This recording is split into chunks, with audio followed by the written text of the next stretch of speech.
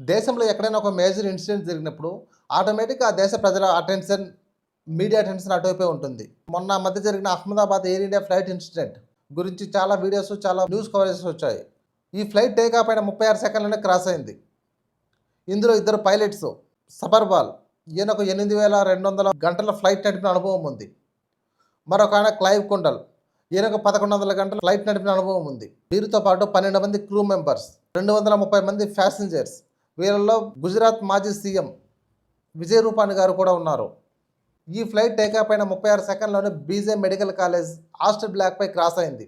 ఈ flight cross అయింది మధ్యాహ్నం టైం అయినందున అందులో BJ medical college students, doctors, అందులో పనిచేస్తున్న ఇతరత్ర విభాగాలకు సంబంధించిన చాలామంది లంచ్ చేస్తున్నారు. ఈ ఫ్లైట్కి వీళ్ళకి ఎటువంటి సంబంధం లేదు. మళ్ళీ చెప్తున్నాను, ఈ ఫ్లైట్కి వీళ్ళకి ఎటువంటి సంబంధం లేదు, ఒక యాక్సిడెంట్తో తప్ప. దీని గురించి మళ్ళీ మాట్లాడుకుందాం. ఈ ఫ్లైట్లో ఉన్న 242 మందిలో ఒక్కరు తప్ప మిగిలిన వారందరూ చనిపోయారు. వీరితో పాటు బీజే మెడికల్ కాలేజ్ స్టూడెంట్స్, డాక్టర్స్, ఇతర విభాగాలకు చెందిన చాలా మంది, సుమారు 30 మంది వరకు చనిపోయారు. ఆ డీటెయిల్స్ ఇంకా కంప్లీట్గా రాలేదు. DNA టెస్ట్ ప్రాసెస్లో ఉన్నాయి. ఇంకా చాలా మంది ట్రీట్మెంట్ తీసుకుంటున్నారు. ఇది చాలా ఘోరమైన సంఘటన. అనుకుంటేనే కళ్ళకు నీళ్ళు వస్తాయి. చనిపోయిన వారి కుటుంబాలకు టాటా గ్రూప్ 1 crore చొప్పున ఎక్స్గ్రేషియో ప్రకటించింది. Good evening.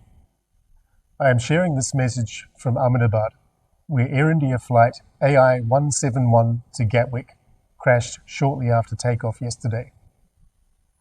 Tragically, since my first briefing, we have confirmed that 241 of the 242 passengers and crew. The Tata Group, our parent company, has announced that they will provide 1 crore rupees, or approximately 85,000 British pounds, to the families of each person who lost their life. Gujarat ప్రభుత్వం కూడా ఎంతో ప్రకటించింది. ఎంత ప్రకటించినా, ఏం చేసినా పోయిన వారిని తిరిగి తీసుకురాలేం. We can't replace their lives. My deepest condolences to the families of the victims. ఈ పర్టికులర్ ఇన్సిడెంట్ గురించి రకరకాల స్పెక్యులేషన్స్ ఉన్నాయి. 2 ఇంజన్స్ ఫెయిల్ అవ్వడం వల్ల క్రాస్ అయిందని, లేదంటే ఒక పెద్ద పక్షుల సమూహం వచ్చి గుద్దడం వల్ల క్రాస్ అయిందని, లేదంటే పైలట్స్కి రెస్ట్ ఇవ్వకుండా మళ్ళీ వారిని యూజ్ చేస్తున్నారని, లేదంటే ఏదో కుట్రకోణం దాగి ఉందనే స్పెక్యులేషను, ఇట్లా రకరకాల స్పెక్యులేషన్స్ ఉన్నాయి.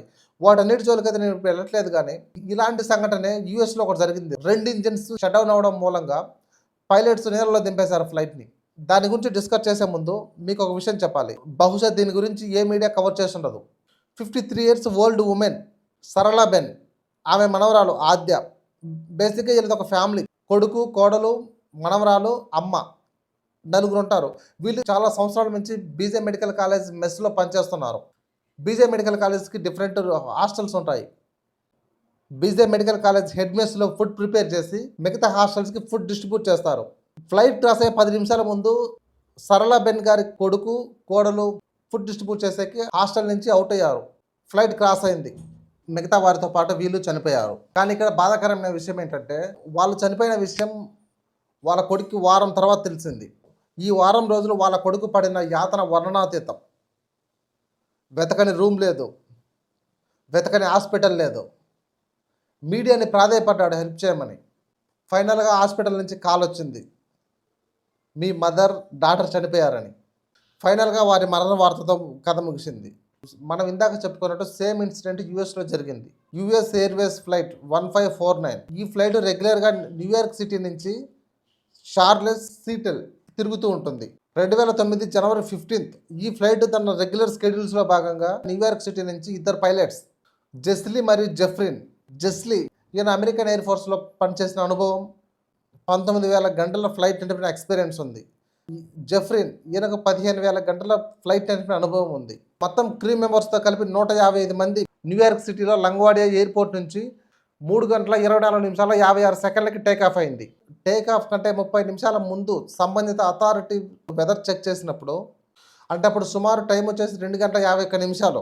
స్పేస్లో 16 కిలోమీటర్ల visibility with broken clouds, 3,700 feet, అలాగే 8 knots వైండ్, 15 km/h ఉంది. టేకాఫ్కి ఎటువంటి ప్రాబ్లం లేదని క్లియరెన్స్ వచ్చేసింది. టేకాఫ్ తర్వాత ఫ్లైట్ పైకి వెళ్తూ ఉంది. సరిగ్గా 3 గంటల 27 నిమిషాల 11 సెకండ్లకి ఫ్లైట్ భూమి నుంచి 7 కిలోమీటర్ల ఎత్తులో ఉంది. అలా వెళ్తున్నప్పుడు మేఘాలు అడ్డొచ్చాయి. వాటిని దాటేలోపే ఒక పెద్ద పక్షుల సమూహం ఫ్లైట్ ఢీకొట్టింది. దీంతో 2 ఫ్లైట్ ఇంజన్స్ షట్ డౌన్ అయిపోయాయి. బట్ అప్పటికి కూడా ఎయిర్ క్రాఫ్ట్ పైకి వెళ్తూనే ఉంది 19 సెకండ్ల పాటు. ఈలోపు కోపైలట్ చెక్ లిస్ట్ చూస్తూ ఇంజిన్ రీస్టార్ట్ చేయాలని ట్రై చేస్తున్నాడు. కానీ అప్పటికే జరిగిపోవాల్సిన నష్టం జరిగిపోయింది. అప్పటికి ఎయిర్ స్పీడ్ 343 km/hగా ఉంది. ఫ్లైట్ ఇంజిన్ పవర్ కోల్పోయినప్పుడు ఏం జరుగుతుంది, ఇక్కడ కూడా అదే జరిగింది. కిందికి రావడం మొదలుపెట్టింది. అలా కిందికి వస్తూ ఫ్లైట్ 500 మీటర్స్ ఎత్తులో ఉన్నప్పుడు pilot Chesley New York terminal radar control అప్రోచ్కి మేడే కాల్ అనౌన్స్ చేశాడు. పరిస్థితి వివరించి తిరిగి సేమ్ ఎయిర్పోర్ట్లో ల్యాండింగ్కి పర్మిషన్ అడిగాడు. ఇన్ఫ్యాక్ట్ క్లియరెన్స్ కూడా వచ్చింది. కానీ చెస్లీ అనేబుల్ అని రెస్పాండ్ అయ్యాడు. అంత దూరం వెళ్ళి ల్యాండ్ చేయడం టూ రిస్కీ అనుకున్నాడేమో. దగ్గరలో ఉన్న న్యూజెర్సీ ఎయిర్పోర్ట్కి ల్యాండింగ్ పర్మిషన్ అడిగాడు. ఇన్ఫ్యాక్ట్ పర్మిషన్ కూడా వచ్చింది. ఇనీషియల్గా ఎస్ అని చెప్పాడు, తర్వాత నో అని చెప్పాడు. Maybe he is not confident enough to take a chance. Sully respond అవుతూ we are gonna be in the hot sun.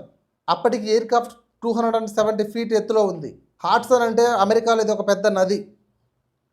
సుమారు 512 kilometers ఉంటుంది. పైలట్ ప్లైన్లో ఉన్న వాళ్ళందరికీ పరిస్థితి వివరించి నీళ్ళలో దింపేశాడు.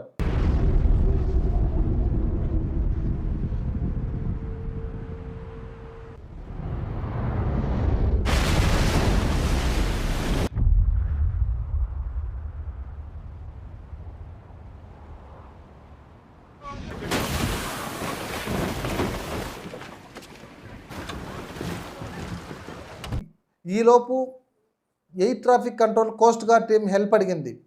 ఫ్లైట్ నీళ్ళలో ల్యాండ్ అయిన నిమిషాల వ్యవధిలోనే coast guard team evacuation start చేసింది. ఫ్లైట్ ఇన్సిడెంట్లో ఎవరికి ఏం కాలేదు, అందరూ సేఫే. కానీ 81 members చిన్న చిన్న దెబ్బలతో హాస్పిటల్లో చేరారు. ఇక్కడ నా ఉద్దేశం 2 ఫ్లైట్ ఇన్సిడెంట్ని కంపేర్ చేయడం కాదు. దేని ప్రమాదం దానిదే. ఒక ప్రమాదం తీవ్ర విషాదంతో ముగిస్తే ఇంకో ప్రమాదం హ్యాపీ ఎండింగ్తో సమాప్తమైంది. ఇది గుర్తుపెట్టుకోండి, మళ్ళీ మాట్లాడుకుందామని చెప్పాను, గుర్తుందా?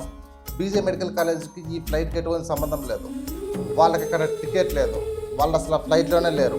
రోజు వాళ్ళ స్కెడ్యూల్స్లో భాగంగా వారి పని వాళ్ళు చూసుకుంటున్నారు. రాసి పెట్టింటే ఎలాగైనా వస్తుంది, పట్టుకెళ్ళిపోతుంది. నువ్వు లంచ్ చేస్తున్నావా, లేదంటే ఇంపార్టెంట్ మీటింగ్లో ఉన్నావా, నువ్వు పడుకున్నావా అని చూడటం, వస్తుంది, పట్టుకెళ్ళిపోతుంది. చావు ఎటువైపు నుంచి ఎటు వస్తుందో ఎవరికి తెలియదు. నువ్వు 5-10 నిమిషాల ముందు మాట్లాడిన వ్యక్తి హార్ట్ అటాక్తోనో లేదంటే ఫ్లైట్ యాక్సిడెంట్తోనో పోయడం తెలుస్తుంది. నీ లవ్వు, నీ ప్రాణమని పిచ్చిగా ప్రేమించిన వ్యక్తి నువ్వు పోయిన తర్వాత వేరొకరి సొంతం. నా ఆస్తులు, నా కోట్లు, నా కార్లు, పెద్ద పెద్ద బిల్డింగ్లు అనుకున్నవి నువ్వు పోయిన తర్వాత వేరొకరి సొంతం. అంతెందుకండి, నీ సొంత ఫ్యామిలీ నువ్వు పోయిన తర్వాత ఆస్తుల గురించి కొట్టుకుంటారు. నువ్వు పోయిన 13వ రోజో 15వ రోజో దినకార్యాలు అయిన తర్వాత నుండి మర్చిపోతారు. మనిషి బ్రతికున్నప్పుడు అవమానించి, అసహించుకుని, చులకన చేసి వారి కన్నిటికి కారణం అవ్వద్దు. ఇవాళ నీతో నవ్వుతూ మాట్లాడిన వ్యక్తి నెక్స్ట్ మినిట్ లేకపోవచ్చు. మనిషి బ్రతికున్నప్పుడు మనిషిని మనిషిగా గుర్తించి వారికి తగిన గౌరవం ఇవ్వలేని మనుషులు వారు పోయిన తర్వాత బాధపడే హక్కు లేదు. Let's accept the fact that you can't bring anything to the haven. నవ్వుతూ, నవ్విస్తూ, కుదిరితే ఇతరులకు సహాయం చేస్తూ చచ్చిపోయి కూడా బ్రతకండి. జై హింద్.